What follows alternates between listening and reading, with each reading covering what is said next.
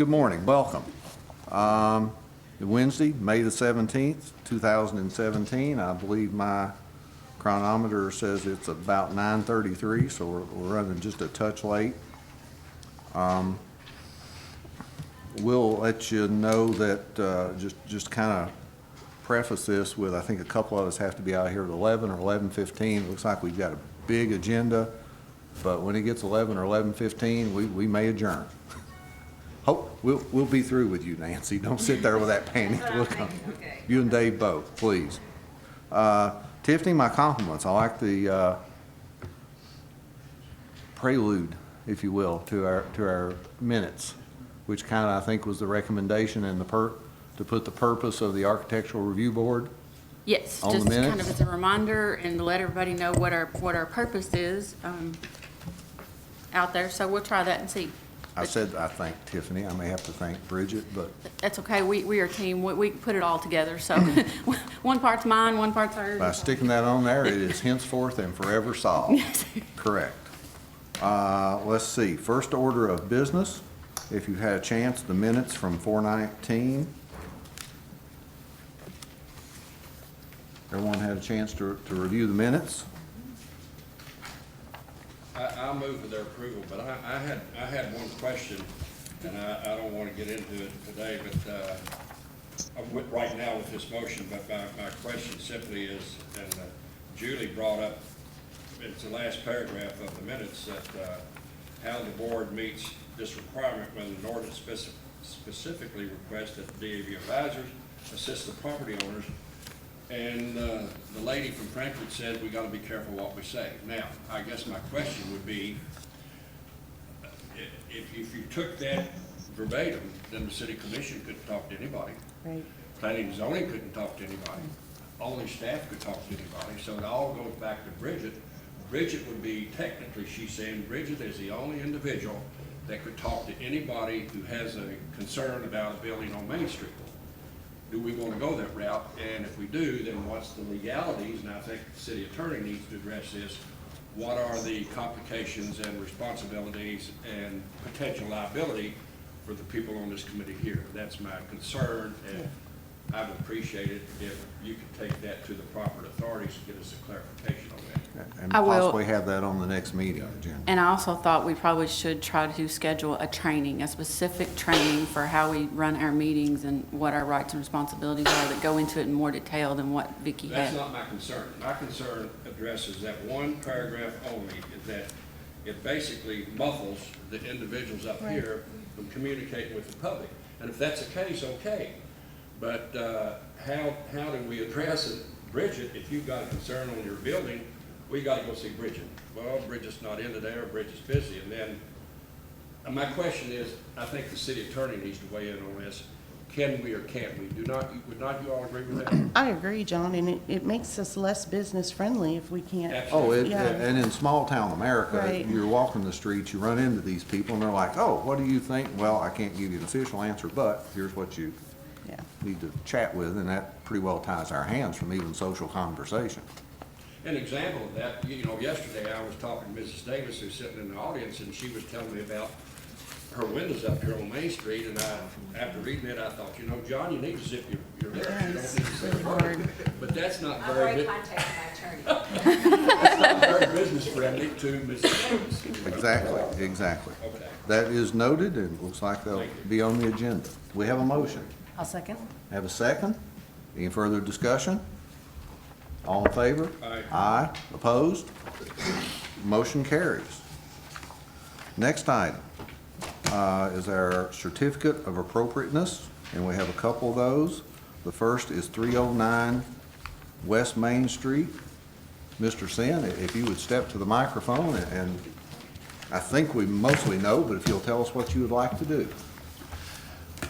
I have already submitted to Mrs. Wagner a photograph, photoshopped from the Lexington Tent and Awning Company as to what they will do.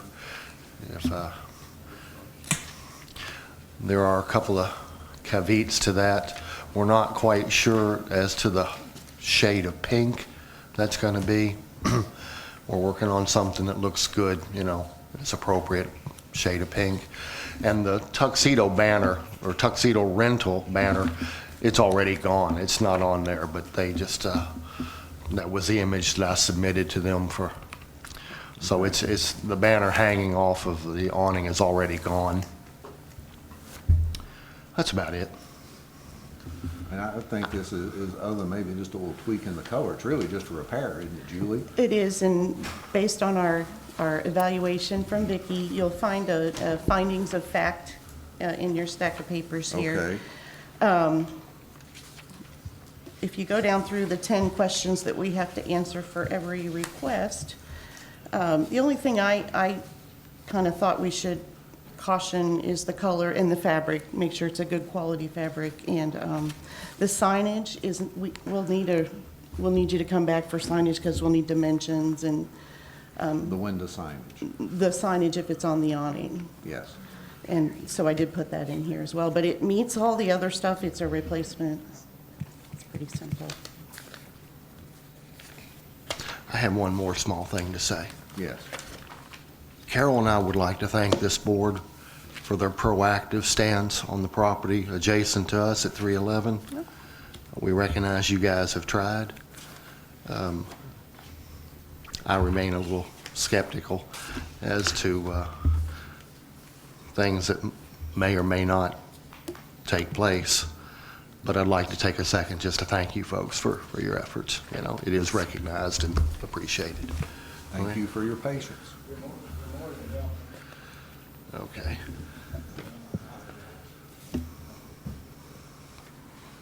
I want to apologize that it's taken this long. Well, as I understand it, you didn't quite have the teeth given. Well, it didn't to get it done, but Tom and I have been on this thing for a long time. And but anyway, it's. I haven't seen anybody over there in the last couple of weeks working, and I'm skeptical, but I think you'll find that as agenda item number 4 this morning. Yeah. So we will revisit this momentarily. thank you. So we have well, we don't have a motion. I guess I'll make a motion to approve the awning. and- Wait, excuse me, pardon. There's 2 things since you have these. We need to adopt the findings of fact and make a motion to approve the Okay, COA. So there's okay. 2 motions on this, sorry. And be sure to reference the 2.7 section of our guidebook. We come so political correctly. Yeah, wait a minute, what are we doing here? No, we have been told by our That's governing right. state I group need that to- we need to meet some guidelines, so it just means Yes. that everything gets in the paperwork, that we are going to approve this because of that. Yes, actually, what I didn't put in here is it does meet preservation brief number 44 from the National Park Service, and it does meet section 2.7 of awnings and storefronts in our guidelines. So our finding of fact would be that this does meet the standards. It is, complements the historic integrity of the building, and I would like to make a motion that we approve it. I have a Is that motion. good? Do I have a Yeah, second? just 2, it's 2 motions. Adopt the finding of fact and then approve the COA. Okay. Since you did all that hard work, we need to, So need 2 motions. 2 motions. Okay. First motion. Do you adopt this document of the findings of fact, right, Bridget? Yes. Yeah, okay. I I'll can't second. adopt my own Oh, you document. can't, I move that we accept it. Then approve the COA. Okay. I have a motion. I have a second.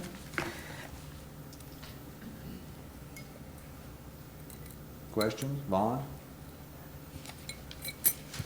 I got just one comment. We don't have to do this. She just recommended. That doesn't mean we have to do it. She only recommended.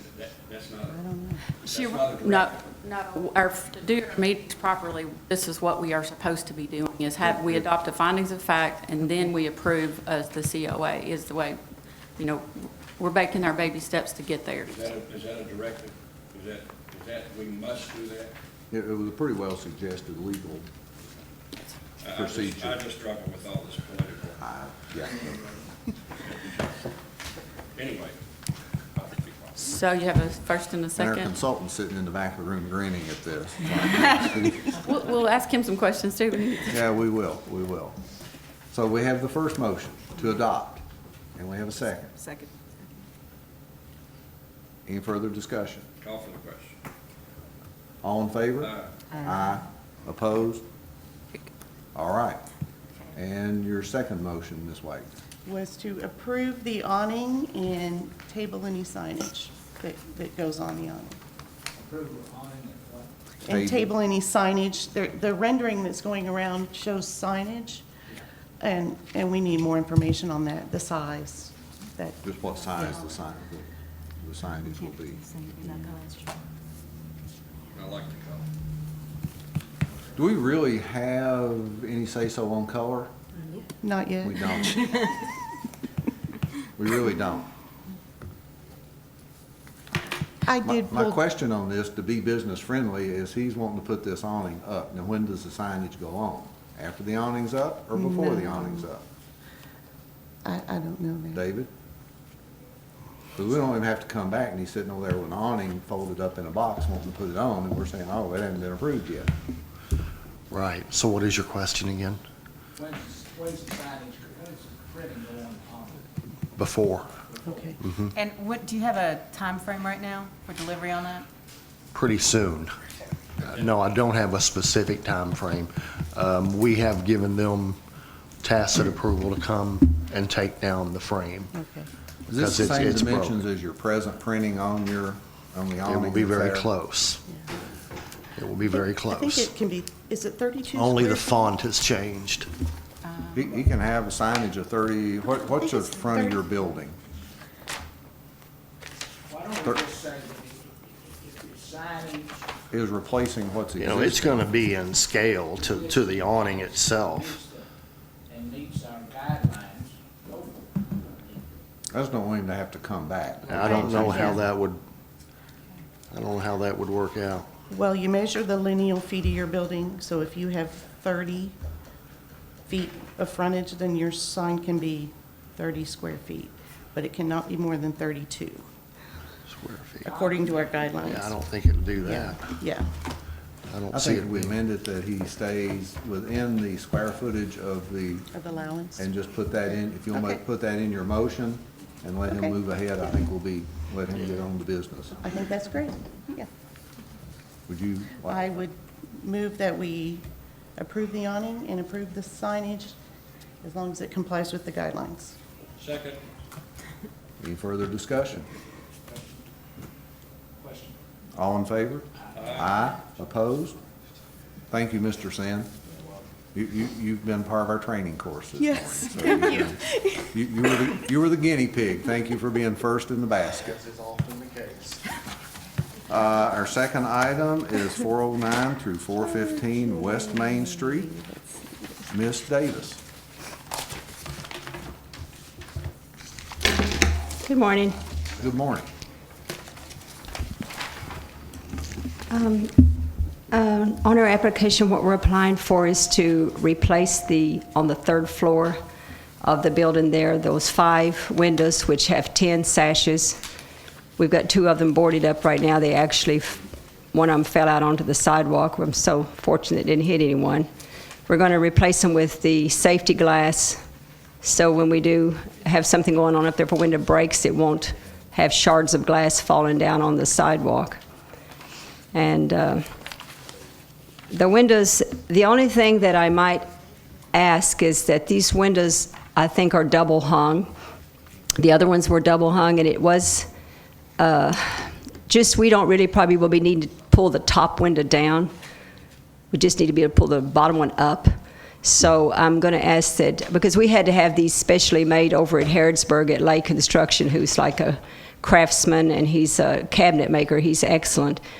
But it would save us a tiny bit of money if we didn't have to make that extra groove. These windows all have weights in them. If you're all familiar with the window weights, I'm sure if you live in an older home.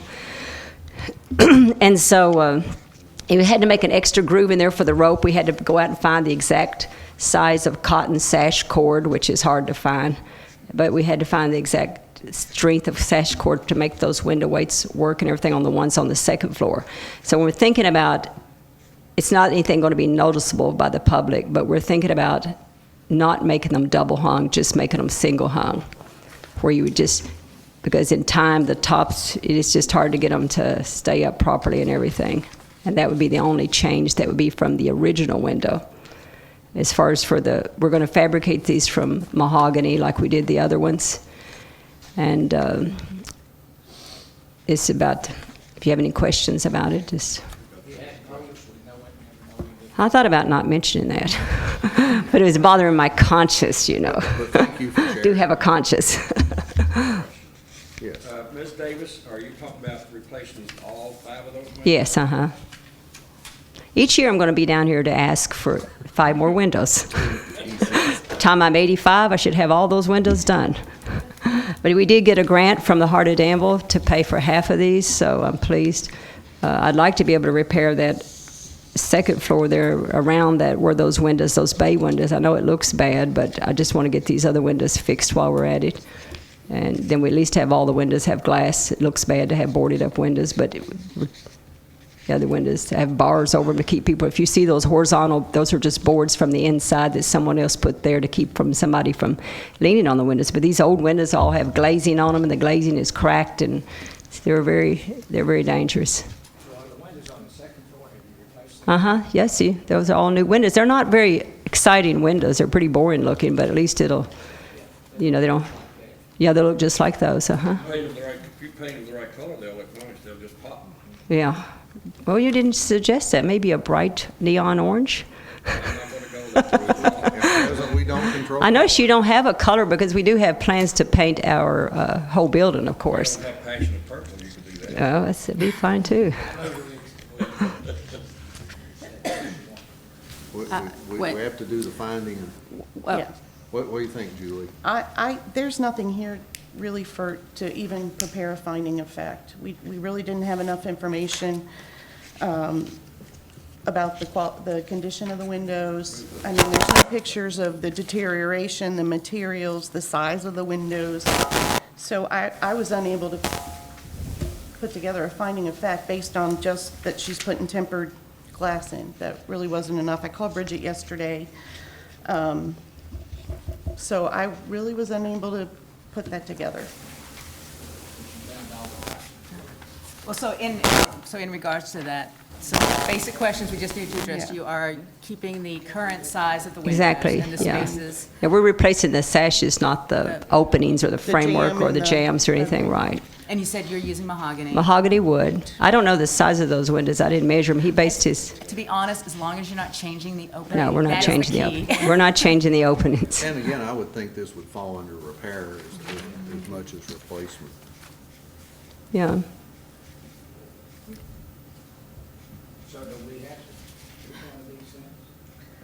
No, we just need to make, yes, it makes our lives a lot easier here, because honestly, today, it's been great. We've had a couple of easy yeses.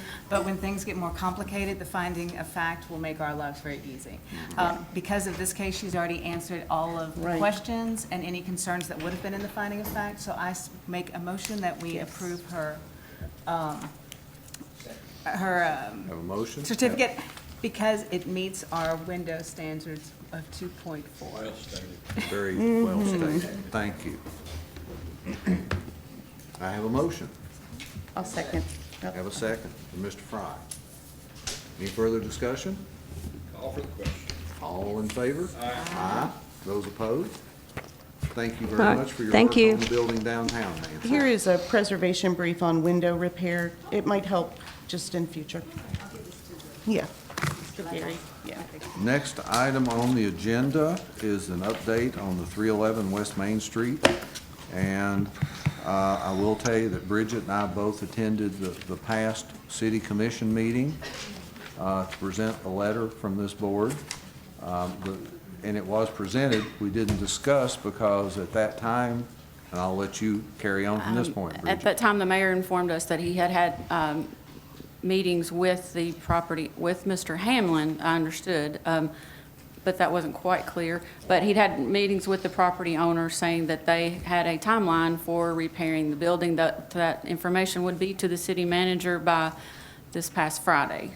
As of this past Friday and as of this meeting, we have to get a timeline from their attorney or any further information as to what's going to be happening with that building. So the city manager has said this topic will be on the city commission agenda on Monday's meeting again for discussion. So are you saying, are you telling us they did not meet the timeline? They did not meet the timeline.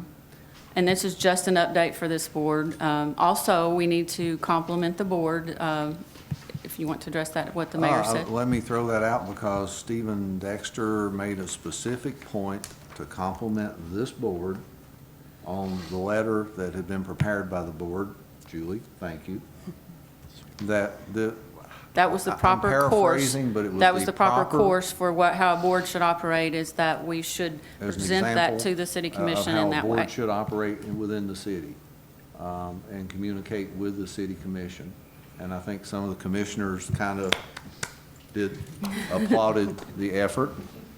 And so my kudos to this board, that we were an example for lots of other things in Danville, so. So are you, Mr. Chairman, or are you, Bridget, going to be at the next city commission meeting to, I will be at the meeting, but this is, at this point, this is in the hands of, the city commission, Yeah, as to what they We've want. essentially presented the letter and everything's moving along, so probably no need. But if you'd like to attend for me, John, I can accept that. We just wanted to update the board on what happened. I don't even know it anymore. I'm teasing. I know you are. And really, this is just an update on 311, but at this point, we're really hearing nothing. So city commission is prepared to take it up, put it on the agenda for Monday night in I summary. guess my only question would be, are we going to go through the same process with every controversial issue that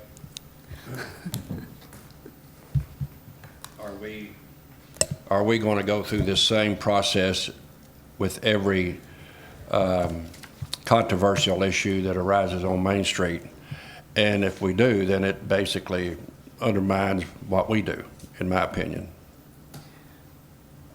Well, you have to look at each property individually and in context of what the Architectural Heritage Board's responsibilities are, what everyone's responsibilities are as to where that's going to go. So each property kind of stands on its own as to how we handle it. But the City Commission and Codes Enforcement, AHB is all working on following through with anything we can to bring properties in compliance. But this is not a problem that only Danville deals with.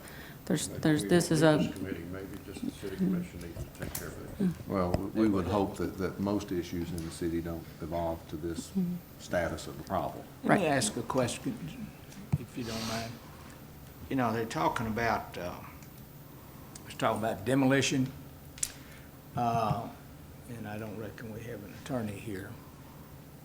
When a building is condemned, does it have to be demolished? You just took the words out of my mouth. Or can it be Yeah, sold to somebody yes, that would go in and repair it? yes. They can't- Condemnation does not mean demolition. Okay? no. Condemnation means it can't be inhabited. Occupied, Right. right. And Condemnation occupied. means you cannot have people in there while it's in that condition. Okay, That's now, my understanding. but what's the next, can the property owner be forced to, if the city does the city take it over? No, No. no. We Okay. can't take away someone's property. All right, so if a piece of property is condemned, they can't be in it. So what's the next step?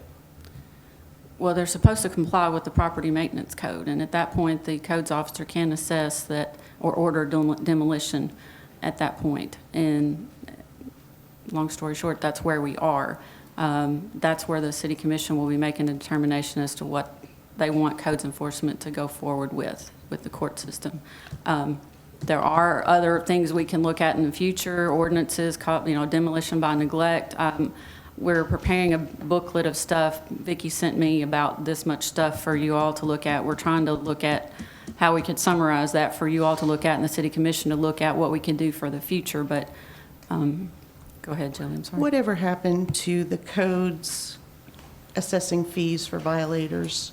Whatever happened with that? That ordinance was just published on Wednesday, so we will start do have the ability now to issue citations and things moving forward, but that, we had to wait for that to be published before we were able to start the citation. But we can't go back on anything that's already Right. happened. We can only cite for anything that happens in the future. So, So does this board have the ability to call for that, for fees to be it's- levied?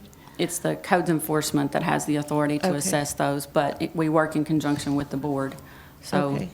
So in the future, if we see a building that's not in compliance, we could take it to you? yes. just You like- could Yeah, we levy can, a financial yes, fine, I yes, guess? potentially, yes. And what's that, $25 or something? No, most, No, it's a- all fines start, except for animals, start at 100 or 150. What was it? Do you remember? 100, $150, and if, A day, right? and, yeah, A day? A day, each occurrence is a separate, yeah. Okay. Yeah. My question, and maybe we can't answer it here. Huh? is it turned on? My question is, and maybe we can't answer it here. If it's determined that it's to be demolished, is there anything to keep from demolishing a building that the building can be put at auction or be sold? I mean, to me, it looks like, let's think about this in the long term. Let's say that you have somebody that comes into town and they buy a bunch of buildings and they don't do anything, nothing. And it comes to the point that the buildings are falling down, they have to be torn down. Technically, theoretically, somebody could buy up all Main Street and just let it go and just say, well, you all do what you have to do. And then the city comes in, the city can come in and tear it down, right? Yeah, following that property maintenance code, we Okay, could. so then the city has to come in and just tear all Main Street down. But That- also think of it, so they tear down the building, who owns the property? Well- The property owner. It all comes down to private property, and I believe that none of this is currently addressed in the ordinances that we Well, have right now. I understand that, but that could happen. Probably won't, but that could happen. It looks to me like there should be something in there so that you don't have a person who says, I'm not going to do anything, tear it down, that it could be put up for auction or whatever with stipulations that if somebody buys it, they have to do such and such by a period of time. Now, I realize that's not something we deal with, but it's something that needs to be brought up, in my opinion, because maybe there's somebody that's out there that will come along and say, you know, I'll buy that building for X number of $1,000s and go in and fix it up and start on it next week. Yeah, under our ordinance, so it has to be approved by code enforcement. You can't buy that condemned property without accepting the violations or the condemnation. that's- Once they accept that, then the onus is on the new owner to provide either, to go ahead and get the proper permits for renovation. Well, but that's if the individual wants to sell it. What if when the city takes it over and gets If the rid- city takes it over, we have a choice. We can take it down. Most of the time, if the buildings are in that bad a shape, we take them down, put it up for auction, you know. The city can't make money on the property. We can only recover what we've spent for purchasing the property and for the demolition. So we can't, we're not allowed to make a profit. Okay, so that answers my question, right? Okay. We have a way that somebody could buy a building and rehab it. Okay, Mechanism's probably there, yes. huh? Probably there, yes. If we do what we're supposed to do. Thank you. Okay, any further discussion on point 4? Just again, we have two properties that are in the public eye right now. One is 311, one is 222 West Main, which I am not up to speed on. That all happened before my time. So does anybody have some history on 222? Is that out of our hands? Tom, Where were are both we? of those buildings transferred under condemnation order, so the new owners, were they aware of condemnation when they bought those buildings? Just a curiosity question. One is claiming no, the other one is very well aware of the fact when the purchase was made Okay. that it was under condemnation. The other is in question. They're doubting that it was never in condemnation, but if you look at the records, that's incorrect. It was condemned. So is 222 going to come back to us? Not at this point. Okay. So It's- where is it? I guess I have a concern we could lose 2 buildings on Main Street here. I sort of, and in listening to Vaughn, it's like our policies lean more towards demolition than preservation here. How can we be proactive and step in and try to help here, save these 2 properties? Well, I think there's a lot of people trying to do that with the Bull Landmark Trust, Okay. and other preservation ones are trying to, Okay. find a way to come up with money through a revolving loan fund or those sort of things if it gets to that point. But again, the property owner still has control of the property, so there has to be some things working on there. So it's not a done deal completely, but people are trying to work on what to do, but everybody's kind of waiting to see what's going to happen here before they can do this. But And I think as far as 222, correct me if I'm wrong, there's also, and it may have been resolved, but there may still be a lawsuit out there between other parties on 222 as far as easements for electrical service. that lawsuit, yeah, is still, but the city commission has voted at their last meeting to proceed with the, going forward as to the next step with that. And what is that?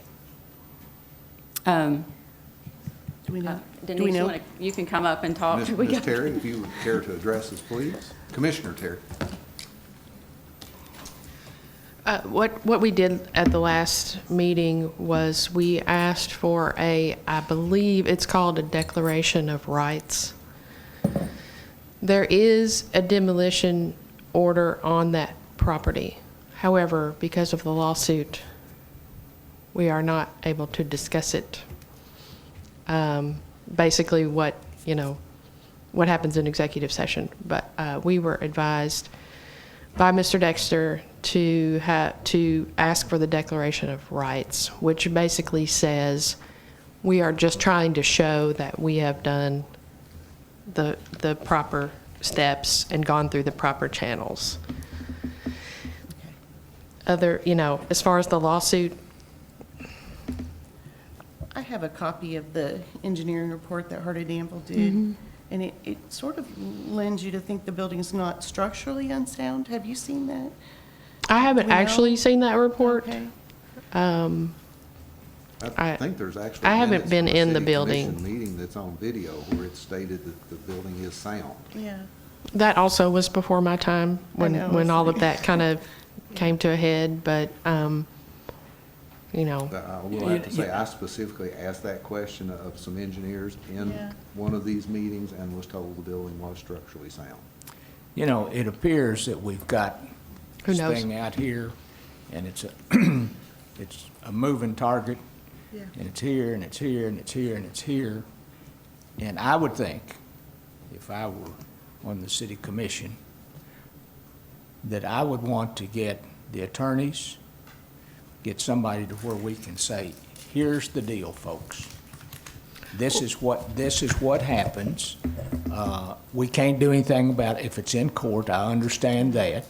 But here's what happens. The thing that concerns me, if you have a person that, if you had a person that was a rogue, let's say, landlord, and just said, I don't care, it's condemned, let the city take it over and tear it down, okay? You may have somebody here that says, wait a minute, I'll give $15,000 for that.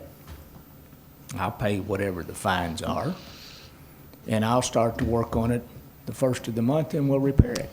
well, essentially with the Declaration of Rights by the city, that's kind of what we're doing. Okay, all right. the fact that there's a lawsuit kind of adds an extra layer to it. I understand. But But even that's if it- also, you know, this building changed hands with the understanding that the new owner was going to fix it. Right. And so that hasn't happened. So then there's another layer there that we're trying to work through. And I mean, you know, I personally, I'm not speaking as a city commissioner right this moment. It kills my soul to see buildings and trees go down. Right. So, you know, I personally do not want that building to go down. Unfortunately, that one may end up going down. The one on Main Street, I don't think it can come, the other 311, I don't think it can come down. There's some attachment, common walls there that are not separate. So as a city commissioner, I say to you, that's what the city did. We have asked for the Declaration of Rights, or I think that's what it was called. So we're just kind of waiting on that, I guess, to hear back from that and see what the next step is. Well, again, Did y'all put a timetable on that Declaration of Rights, or did you just let it flounder out? And I'm not sure if there was an actual timetable on that, but Mr. Dexter is on top of this, so. I think that has to go through the court. Should not you all put timetables? I'm not sure we can. I I think think it that's has up to to go through the court. I Yeah. don't think we have the ability to say that, you know. I think we have to wait for it to come through the courts and they, you know, give us an answer back, so. I just want to thank you. It's so nice to have an advocate for preservation on the commission that understands the loss to the Well, whole downtown. And We I want to lose- thank you for Thank you attending all. today. Yeah. Well, Thank thank you you. very much. you know, I think It was there's a on lot- my calendar and I ran up here, so. I think there's a lot of people that don't want to see a building come down. They're not going to get their dander up until all of a sudden, well, wait a minute, what are they going to do with that ball? What are they going to tear that? Well, wait a minute, I know somebody that'll buy it. And you know, there's people, when we say that things can't be saved, things can be saved if you have enough money. And unfortunately, a lot of times people are not aware until Right. the 11th hour. And there's people out there that have a lot of money that put into redoing things that somebody else may say that's crazy, but it's their money, they can do it. And I've been saying that for a long time, is, And you know, been there's instances money of out there. What I call Saturday morning demolitions. Yeah. I can Yeah. call 2 buildings to mind over the past couple of Yeah. years that Tom isn't working, we're not working, no one's downtown on Saturday, and the Traco shows up Saturday morning and pow, it's gone. I know. We don't want any more of that if we can help. No, we do not. Thank you very much for coming. Thank you You're all. doing a Thank nice you. job. And there are people trying to negotiate purchase. I was just going to say, I think that we've got willing buyers. We Yeah, need of, willing it's just, but we sellers. can't dictate who, you know, the Right. property owner accepts. So, as far as the 311, I'm not aware of anybody on the other one, but Yeah. 311, there are multiple people trying to purchase that property from the property owner. So, but again, that's between the property owner, and we'll see how that works out. All right, are we ready to move on? Julie? Yes. Nancy, Julie, you had a question about the engineer's report. There's 2 separate engineer's report on 222. Okay. And both are reputable, strong structural engineering firms. One says it's in a state of collapse. The other one says it's not. Okay. But a state of collapse doesn't mean it's falling down right then. State of collapse, Yeah. who knows when. So you have 2 reputable firms with 2 different, so there Okay. you go. All right, Tom, I have something just real quick, if I could. certainly. When I went to the National Main Street Conference a couple of years ago, a wonderful presentation in Texas, a girl put together a property maintenance guide, and so I ripped off and duplicated for Harrodsburg, and I thought, you know, this might be something that this board, we talked about reaching out to property owners, so I'm just gonna pass this around. Maybe we could do something like this and be proactive. It gives what to do in the spring, what to do in the fall, what to look for, so it might be something down the road we want to do for us here that sort of mitigate some of these properties getting into a state of disrepair, so just want to throw that out Let's there. keep that Yeah. before us. Item 5, and I asked this to be placed on the agenda. I think Vicki mentioned this during the review, and Julie, I don't know who was on the board, we kind of brought this up years ago, and it went nowhere. Right. And I can't remember why, but as an explanation to Vaughn and John and the other folks, and Vicki alluded to this, there are certain things that come before this committee that, in my opinion, really don't need to come before the committee. And this may be something Mr. Higgins can address in our new ordinances. But for instance, the two that just came in, let's say Nancy, for instance, Miss Davis, she's repairing windows, it's fairly straightforward, it's not a big issue, it's covered in the code. She should be able to walk into the city, say, I want to repair my windows, and someone says, fine, have a nice day, without having to wait a month and come to this board. Now, how we quantify that, maybe you can address that here in a moment, Al. But I feel that would make us much more user-friendly. Let us work on the hard things. But the real simple things that says, if your sign is within your square footage, have a nice day, put your sign up. We should be that simple. That would make downtown a lot easier to work with, wouldn't it, Nick? So, I'm not sure how we get there, but I would like this board to move in that direction. More work for you, Bridget, I'm sorry. That's okay. There's a couple of things going on. One, that's part of the process we're going through and having a qualified staff to address these sort of things. And so whatever we are able to do with the budget in that respect, but the proposal is that we will have a preservation person who would be qualified to be able to do these sort of things in the future.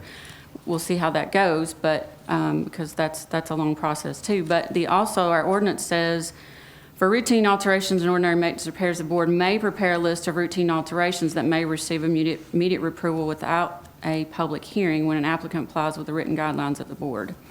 At each meeting, the board shall be informed of the certificates of appropriateness that have been issued under this provision. And it goes on further to that stuff. But I think two things should be happening. One, you should decide on what you think are okay for staff to approve, but two, we need qualified staff to be able to approve those. So that's my thoughts on where we need to go with it, but. I would probably argue with the qualified staff part. I mean, if you can calculate square feet. If a For just sign's a 20 window, square sign feet- on, but if you think back at what all discussions you all have and what you get into on the signage, sometimes it's hard to know what you all might want to approve all the time as well. I would think the Heritage Council would lean towards the qualified staff. I felt like Vicki was saying that when she was here, but Okay. there's got to be some things that we But could they have to lighten our define- load. Yeah. Well, and just, again, make it a little bit more user-friendly. I'm not worried about lightening our load. Our load's not really that heavy, but it's just, if you have to wait 29 days Yeah. to get your sign approved. And we've always been business-friendly, within the 24-hour open records laws. If someone needs to meet and wants to do something to a building, we've always been more than willing to accommodate that. Right. But we probably shouldn't have to if it's something they can just get done. And then that's how other cities handle some of these things. But again, you all do have to come up with the list. So that's something you can be thinking about, and we can talk about it at another I'm getting meeting. smiles from our consultant. Is another I think a there's list gonna of be those things. But recommendations forthcoming. secondly, it's their preservation staff that goes through and does that as well. So we can talk about that with Alan in future meetings, but so be thinking about what you might put on the list. Okay. Well, back to Tom, and Vicki, what, as far as the signage what we want, we don't have any say-so in what type of sign you put up as long as it meets the requirements, right? Right. So that doesn't need to come here. That mean whoever's sitting there says, well, it can't be any bigger than this, and this is what it is, and that's what it is. If they want to put it in purple, Right. as I understand it, we don't have anything to say with it. It's just the same way with colors. There's no, We just have one little clause that says restrained and harmonious, and that's our only fallback, and that's really not much. yeah. Yeah. And the windows, I think, my opinion on windows is you replace the window that's there with the same material or like kind. I think Nancy's gone above and beyond to replace wooden windows with wooden windows, to be honest with you. We went through this thing with the surgery center up there. And we're in a different age as far as putting wooden windows in, and we found out that you can have nice vinyl windows that look the same as a wooden window. I don't know what Center put in down here, but they look nice. I'm sure it wasn't cheap in what they did. So things like that, I think we can cut out a lot of anxiety and coming and people getting upset. Do you all see what I'm saying on it? That's why it's on the agenda. Okay, We'll well, keep it on. that, and then there are other things, I don't know what the other things are. It sounds like we don't have much power of anything except just to kind of recommend, but that's okay too. And when you talk about ordinances, I really think we need to know what these ordinances say, and just because it's an ordinance doesn't mean that it can't be changed. Correct. And if we see something that we just really, really don't like, then I think we make a recommendation to the city commission, and if they see fit to change it, to make it more workable, fine. If they don't, that's in their hands. We don't have anything to do with that. So that's my thoughts. Okay. Any further discussion on this point? Moving along, number 6, Bridget, what's up with Main Street? That was just an FYI, it was brought up in the last meeting that we needed to contact the property owner about their awning, and John Wilson contacted Mr. Broach and notified us that it would be cleaned on May 21st. Okay. So that was just an FYI to follow up, so we don't need to send a letter at this time. They already plan on cleaning the awning. Very well. Any questions? On to item number 7, Mr. Alan Higgins. Mr. Chairman, can I insert something that's not on the agenda before Alan gets, am I ordered to do that? Can I do that? It's a, yes. Bridget, what's the status, or does anybody know what the status is on the railroad depot, the Norfolk Southern? What's the status with the city on it? Do you know? I do not know that, this last report that the city manager made to the city commission is they were working on getting with the appropriate parties to go and to meet with them. And I'm not, with so much going on with the budget and some other things going on, I'm not aware that they've had time to schedule that meeting. Okay. Is there more than enough room there for the Railway Museum and the mop? Is there excess room in that building, John? in your opinion? If you want my candid answer, no. Okay. That's as nice as I can put it. I went down there and stepped off the square footage of it, and I think I could have been softer on by saying no, couldn't I? But I went down there and stepped off the square footage of that, and I think for what has been talked about going in there, if there wouldn't be enough room. Okay. That's my personal opinion. All right. So. All right. We'll move along. Mr. Higgins, with that false start, if you will. Should we move to the? He's got a presentation behind you, so if you want to turn or come down here, either one. I'm moving.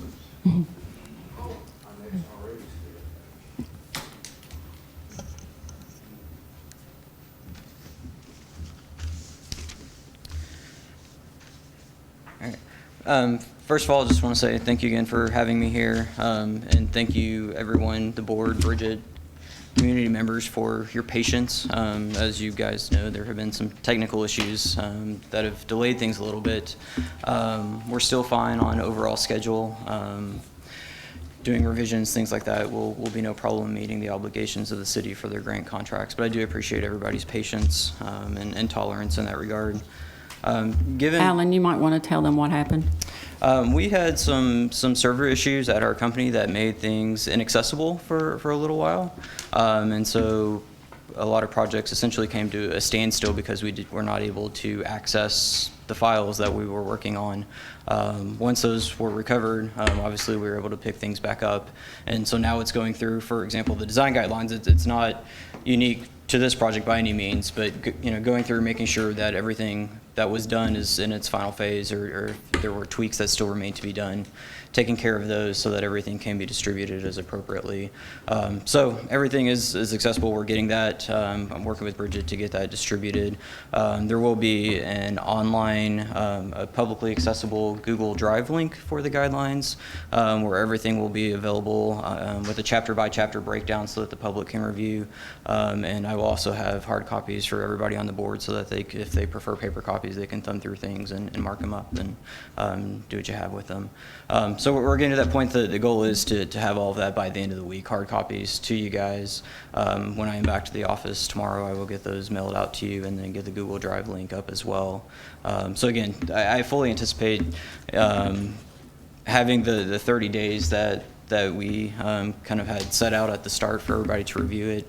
Revisions are pretty quick once the basic layout and everything is in place, so I don't foresee any problems there.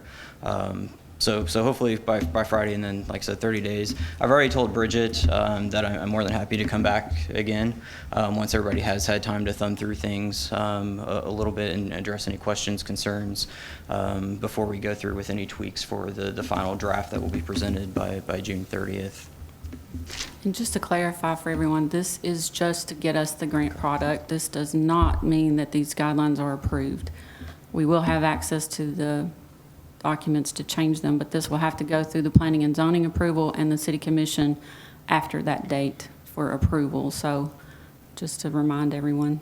Yeah, correct. Yeah, what will ultimately be available at the June 30th deadline for our purposes, a final draft to the city, who again can make additions, tweaks, or revisions, and I'll also be providing all of the raw illustrations, whether it's line drawings, photographs, what have you, as well as ones that were not used in the draft that I put together. That way, if there are tweaks that the board would like to see, or the community would like to see, they have all those materials available to go forward, and you guys aren't having to be the ones to create anything for those tweaks. It's designed to be as simple as possible if there are revisions following our role in the process. So what I'm presenting on today, kind of given the issues in place, I want to go through basically how we got from the old guidelines to the new guidelines and what the objectives were. This may be, even though this wasn't the intended way to kind of present this to the public, this may be good in terms of providing a rationale for how I was working through things, so that way when you do review either the paper copies or the digital copies, you have that framework in mind as you're working through things. So what we're going to do is walk through in consideration of the 9 objectives that I set for myself when I was working on these design guidelines, in consideration of a review of the ordinance, the existing design guidelines, as well as the community feedback in person from the Facebook group and feedback from the Architectural Heritage Board. Again, so the nine objectives. First one was to provide a solid foundation for the guidelines. If anybody looked at the Frankfurt ones that we had previously provided, this is very similar in providing the same types of information. The goal here is really to reiterate why preservation is important for Danville, how it balances in with greater community goals of Danville. This kind of goes along with you guys incorporating the preservation goals, the purposes as relayed by the ordinance into your Architectural Heritage Board meeting agendas, just to reinforce the concepts of what we're doing here, provide that framework. While current property owners, the Architectural Heritage Board are well aware of why we do these things, this is particularly useful for new persons in the community that may come in, may purchase a building, may be unsure why they have to go through certain protocols. The second goal I set was to establish a balance between community and preservation goals. I know there's been a lot of discussion in the previous meeting that we had, as well as on the Facebook group, about overlap between broader community visions for how we use our buildings, how we use them as economic assets, how we use them as cultural assets, and how we balance those with maintaining the historic integrity of our properties. So this was something that was given particular consideration as part of the process. So what I've ended up doing as part of the guidelines revision is setting two sets of standard principles that really set the framework for everything else in the guidelines. One set is guiding community principles. So those goals that were conveyed based on the feedback of the community in terms of embracing vitality and vibrance, culture identity, and promoting responsibility, encouraging dialogue, open dialogue, and proactive dialogue about what matters in the community. The second set of principles are the preservation principles. Those are incorporated into the existing design guidelines. The National Park Service standards provide the framework for that. So it is those two components, those two sets of guiding principles that provide the framework for everything else that's in the design guidelines update. And there is discussion in there about how you balance these and the importance of recognizing that achieving both the community goals and the preservation goals are mutually achievable. I think sometimes that kind of gets lost in discussion, and you know, people may think that they're at combat with one another, but the reality is that there are mechanisms that can be put in place, and there are ways to go about encouraging proactive responsibility in terms of addressing both sets of goals. The third goal that I had was to promote clarity and define expectations. The intent here is really to facilitate a smooth process overall for all users, for the community, for the Architectural Heritage Board, for codes enforcement staff, and also and this goes to what you guys were discussing here a little bit ago, but really to find ways to integrate efficiencies into the process, to take out some of the kind of belabored process in terms of dealing with minor projects that clearly meet the intent of the guidelines, taking advantage of the administrative authority that is built into the ordinance to allow for some of this, again, so property owners aren't having to wait for a month to come for things that are simple repairs, in-kind replacement and things of that nature. And there will be in one of the appendix materials, and we'll get to this in a little bit. I do have kind of a preliminary chart of ideas that could be contemplated for things that could be used for administrative approval, and then a breakdown of things that would still require full review by the Architectural Heritage Board. Again, they're for feedback from the Architectural Heritage Board by the community, but they're common, you know, as Bridget mentioned, communities all over the place, they incorporate these approaches to deal with common issues. And so I think it makes a lot of sense here in terms of the reviews that are being made.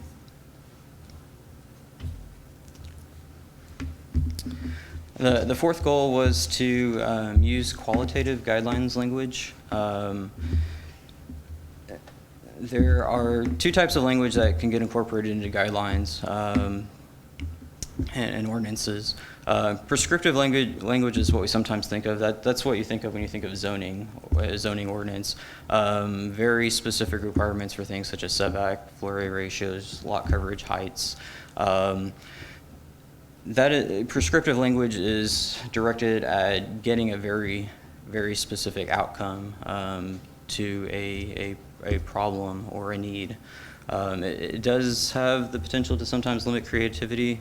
And so in going through the design guidelines, updating the language and they're reviewing the existing language, the intent was to use the base and to make sure that it is written in a way that uses qualitative language so that it's flexible. It does allow for contextual discretion by the Architectural Heritage Board in consideration of the property's character as well as the local context.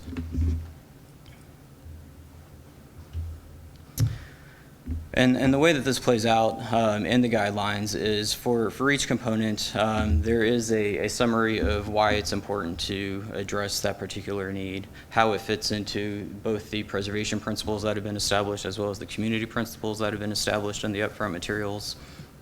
That is followed by a set objective for each design guideline that provides a general framework for, what are we trying to get at by putting these guidelines in place. I think a lot of times people look at the guidelines and they see an endless list of criteria to meet, but sometimes there's that absence of explanation about why are we doing this in the first place. Alan? Yes. Excuse me, Phil. Are Absolutely. we allowed to question you right now? Can we do that? Absolutely. Can you go to activated pedestrian space? What do you mean by that? So for this particular call out here was an example of language that's used in the commercial guidelines section.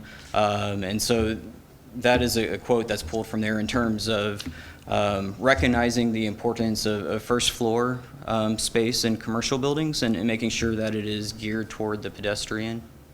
Okay, thank you. You're welcome. So following the summary, following the objective that's set for each one are the guidelines. I know when I was here last time and there were comments were being relayed, there was discussion about how guidelines are framed and the language within them, whether it is, is it positive and helping us understand what we're doing, or is it a list of things telling us, don't do this, here's what you shouldn't do. And the Danville guidelines, they're good about being positive. They're about helping people. And so as part of that, just going through and reinforcing that really, so it's positive action-oriented language. Certainly there are still some places where, there are things that just are not encouraged or not allowed. But the overall goal is to promote action-oriented positive language throughout the guidelines. Again, just to reinforce and help people understand why they're going through this process. The fifth goal was to incorporate illustrations for key concepts. Throughout the guidelines, photographs and line drawings have been inserted for dealing with particular issues, particularly for key concepts such as storefront configurations, how those may be altered over time, what may be appropriate, what may not be appropriate, additions, how you can locate those, how you can site them on a property, as well as new construction. Again, not getting into prescriptive qualities such as what zoning regulations may imply, but how you can do new construction and maintain the quality of your district. All of these basic principles are in the existing guidelines, but additional illustrations certainly help point out those concepts and reinforce why they're important and provide tangible ways that they can be achieved. The sixth goal was to integrate allowances for sustainability in the guidelines. It's an issue that isn't addressed in a lot of guidelines that haven't been updated in a while, but it was certainly important here. So throughout the guidelines, language is incorporated in terms of balancing sustainability with historic preservation. How do you recognize and enhance the already energy efficient qualities of historic places? The main idea here is finding ways so that they're not competing with each other, or that property owners aren't engaging energy efficient or sustainable methods and technologies as a way to outright replace the historic qualities of a property. The seventh goal was to address the main concerns. Obviously, as part of the design guidelines process at the outset, it was identified that there are several topics that aren't addressed, thoroughly, or that simply need clarification. And so a critical point was making sure that those get incorporated appropriately. Signage, murals, and public art are certainly a big part of that. I know there was a lot of feedback about that throughout the community, throughout the Facebook discussion. So the signage discussion has been beefed up from what is in the current design guidelines. That's not to say that it's intended to make it more onerous on the property owner by any means, but it's just to provide more of a rationale for how you can approach compatibility with new signage within the design guidelines. They are geared toward recognizing and encouraging distinctive designs that recognize the cultural identity of the community and local craftspersons. There is certainly a way to balance that in the community. As proposed, the signage language does take out the specific signage dimensions that are in the sign ordinance. That said, it certainly does not mean that those do not have to be met. There is discussion in there that clearly indicates that the sign ordinance requirements do have to be made, but the intent with removing that very specific dimensional language here is so that if that ordinance were to be revised in the future, either in totality or with specific exceptions for the historic core, which was one of the discussions that happened at the previous community meeting, that would allow the design guidelines to continue to move forward without having to go back and be revised again. So that was the intent with removing that language at this time. There's still discussion in there about maintaining appropriate scales with building, but it does get away from the prescriptive requirements that are part of the sign ordinance. One of the other primary concerns that I know was relayed was striking a balance in properties. I know there's discussion about tiered levels of historic properties. I did not go to the level of establishing tiers, but in there is a lot of discussion about how you can balance the various qualities of a property. And some of this is stuff that the board is already doing and already has mandated as part of its responsibilities. But it lays it out in a more articulated way about how you can balance the status of an individual property, whether it may be contributing to the district or whether it may be non-contributing to the district, and what that may mean for allowable or compatible alterations. And then how you balance that with the local context and how you define that local context for particular property types. The end goal of this is to incorporate the flexibility for contextual discretion by the review board, given their professional knowledge. Again, getting away kind of from some of those inflexible, very, very rigid guidelines while still protecting the character of the district. The eighth goal was to provide for unknowns. Design guidelines naturally cannot address every issue, every project, every circumstance that may come up. Every project is unique, every property is unique. And I know there was discussion about, in the past, there was no mechanism for addressing projects that weren't addressed in the guidelines.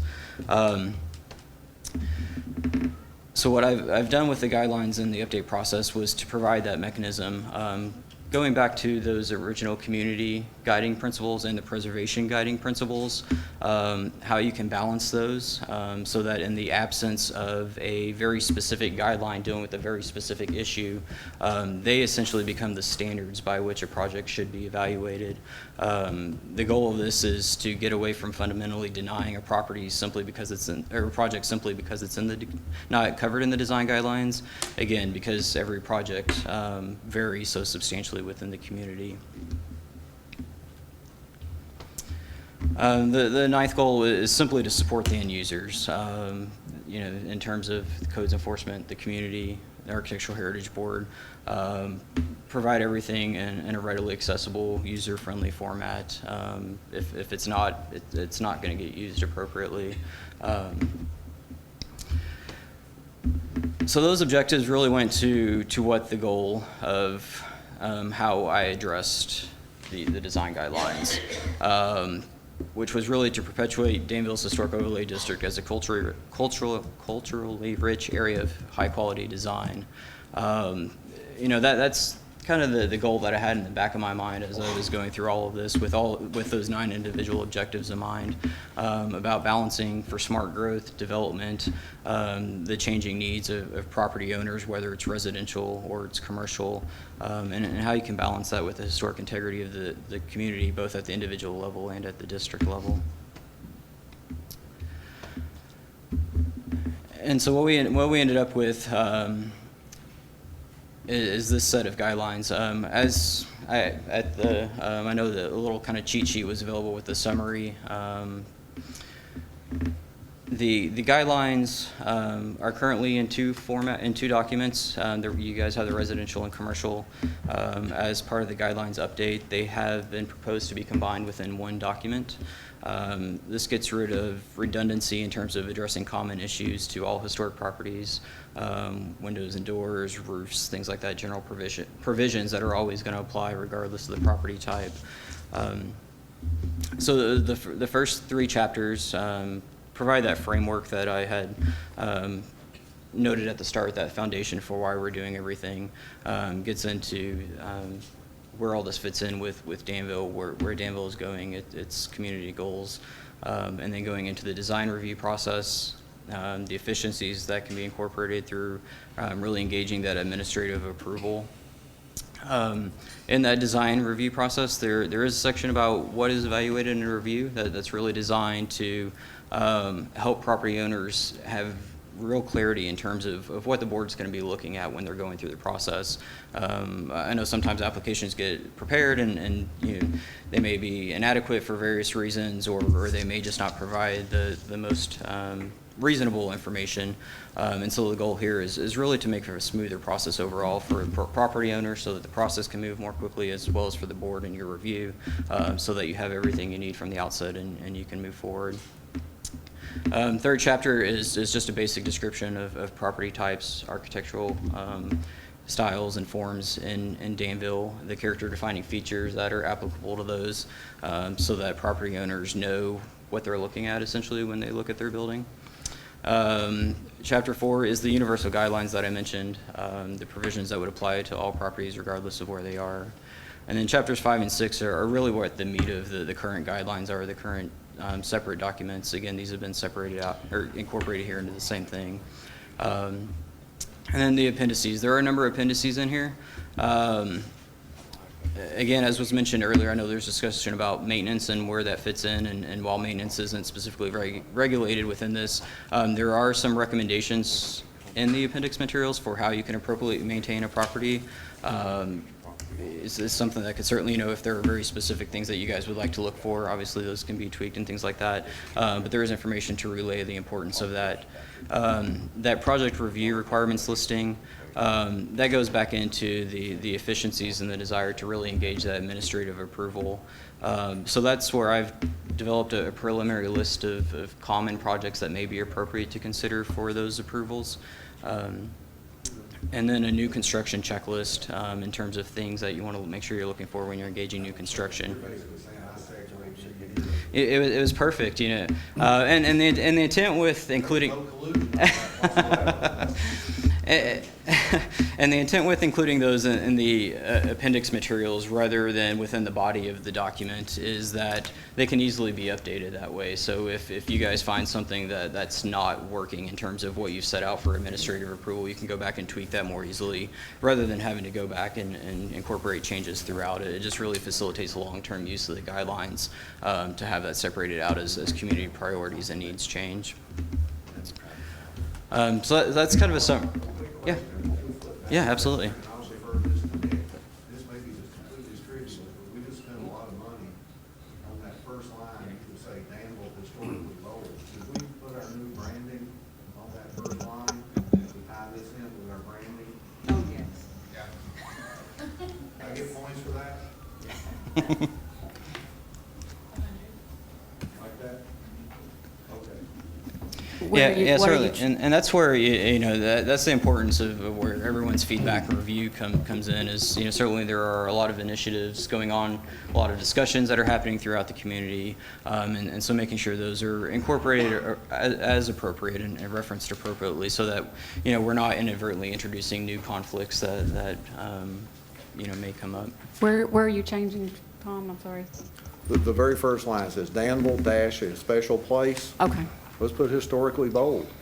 Because we had that discussion yesterday as to how we're still going to keep, what we're going to do with the city of First and historically bold. So I just wanted to make sure we didn't. I have no idea. I just Yeah, it that's seemed fine. like a good time to ask that question. That's fine. The only other thing I noticed, when he asked about the activated pedestrians, I had the exact same question. I'm like, what's an activated pedestrian? So avoid the buzzwords like that. Well, yeah, and there is discussion within the guidelines about what those phrases mean. There are call outs to help people understand them, and certainly that language can be tweaked as necessary to make it more user-friendly. If there are some things that still stand out or just aren't readily identifiable, but there are call-out boxes throughout. That was just a cutout of a particular point. But there are call-outs throughout for phrases like that, terminology that's used throughout the guidelines, just to make sure that everybody understands what's being talked about. One more question. Yeah. And after looking through all this, this little Dagwood Bumstead just hit me, and I don't see anything up there, and this is not taking away what you've done, and I want that understood, okay? Mm-hmm. I think you've done a fine job. There's nothing up here that creates some sort of relationship with what we're doing, staff and city, with the property owner. This might not be the proper terminology, but I would say that if I had a magic wand, I would want staff to create some sort of dialogue with each property owner on Main Street to let them know what we're doing, talk to them about their building, how their building affects this community, what we can and can't do to help them preserve that, instead of waiting to an issue that comes up that's controversial and all hell break loose. Because, so would that be appropriate to have staff, I'll just come right out and say it, to have staff, require staff to communicate with property owners on what we're doing now, instead of waiting for the property owner to see what we've done months later? I'm going to ask a clarifying question on what you just said. So put in the ordinance that the staff is required to maintain a relationship with the business owners on a regular basis? No, not the business owner, the property owner. The property owner. Yes, because that's who ultimately is going to pay the price to fix that building up or to do. So you want to put that in the ordinance outlined? Well, maybe like not. that. Maybe not that wording, but I'd like to see some sort of relationship developed between staff and Von Fry, who owns a building across the street. I mean, to me, that makes a lot of sense, that when you create a relationship with somebody and you talk about it, it throws the controversies out the window, basically. Am I barking up the wrong tree there? I would say the guidelines, first I will say there is language in the proposed design guidelines in chapters 1 and 2 that talk about the importance of proactive dialogue in the historic overlay district, in terms of recognizing the importance of preservation, why we do this, how you go about appropriately maintaining your property. Is there anything in the, excuse me, is there anything in the language that would direct staff to communicate with Mr. or Mrs. X, who owns a building on Main Street, about the potential, all about, I mean, you take a property owner on Main Street, and I know several, they have no idea the historic preservation of that building. Yeah. And that's not their number one goal. But however, if an issue comes up and it's all dumped out here, then that property owner's frustrated. And you know as well as I do, the property owner's probably not going to take the initiative to come down here and sit through what we're sitting through. But if we were proactive, staff was proactive in having a relationship. Julie, am I going in the wrong direction? I think if we have a qualified preservation professional, yes. Yeah. You're right. But if we want to ask Tiffany to go speak about historic preservation with the property owner and they're not trained in that, it could open up the door, I think, for some missteps. But if we had a qualified person that knows their stuff, yeah. Well, isn't Bridget qualified? No, No. sir, I'm not. That's the thing that's coming up as far as this goes. You know, qualified by what the Kentucky Heritage Council dictates as qualified preservation, and those, you know, you have to have those qualified people on the board, and you have to have qualified staff, and we can either do that in-house or contract that out. The City Commission has put in their budget request to hire someone, but we're, that's not my... Why would we have to hire somebody? Couldn't you do that? It's not my background. Technically, we're not in compliance with the certified local government standards right now because we don't have a staff person and never have Right. that's qualified. And so technically, I think what they were trying to say to us at the last meeting is that if there's something that comes before us that none of us have qualifications and we don't have a staff person, we're supposed to hire a Yeah. consultant. Well, I guess in simple terms, I'm just saying that, to me, there's no relationship between the city and property owners Right. on Main Street that own historic properties. My recommendation would right. be when this all goes up and we have a chance to read through it line by line, that would be the time to look, especially in the introduction section, where that could be introduced. I mean, I think that in the introduction, the community and preservation, the benefits, definitely in that space, there's got to be a place to talk about it. But I agree, without extra staff that is trained in preservation, there is no way you can have those. As it stands now, we'd love to see it change. I'd love to have the staff. I would think we would just, if somebody advised them incorrectly, then we could end up in court. And I would hate to see that on somebody's shoulders that, Well, I wasn't going down the road of us being somebody being an advisor. I was just going down the road of staff saying, this is who we are, and this is what our goals and objectives are, and what's your concerns. And I think simply by talking to property owners, we remove another barrier. I don't disagree. We're trying to do everything we can. We've given brochures to each property owner. We've done all that we can, but to be quite honest, John, there's not enough time in our staff to go and talk to each property owner. I know Heart of Danville tries to do as much as they can with preservation and advising people on requirements. You all do as you see people, but we're working with limitations on what we have at this point. Well, we make time. We make time. Well, we're juggling a lot of stuff, and we don't just handle Architectural Heritage Board, unfortunately. So there's a lot of things that we have to deal with, so there's not enough time to do some of these things. But hopefully, we can get someone, and if we can get another employee in, that will help. And then that would be their focus, is Architectural Heritage Board, preservation, following the guidelines, and all those things. Thank you. Yeah, and I agree, it's important, and like I said, there is discussion about the importance of open dialogue, but yeah, there are realities of how you can do that, and it's a community process in terms of, working with property owners, working with real estate agents, how you communicate all of this property and how all this information and how it's all interrelated.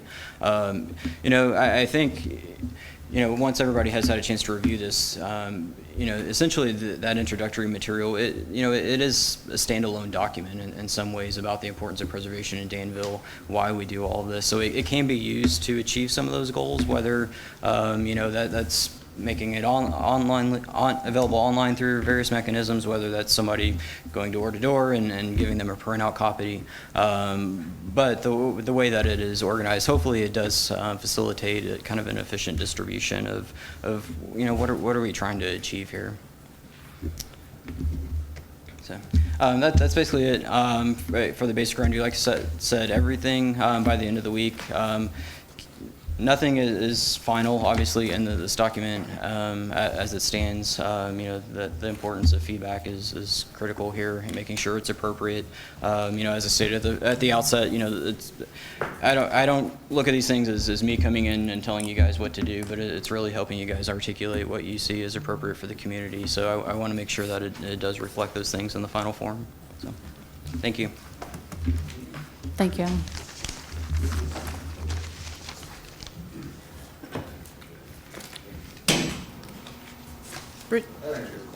Bridget, what about this? I don't know at this point. I know he has to go, and maybe me and you should discuss it and then decide what we need to do, and then get back with them. Any other business before the board? Alan? Clear? Okay, thank you, sir. Thank you, guys. Thank you very much. Motion, I move we adjourn. second, discussion, so adjourned.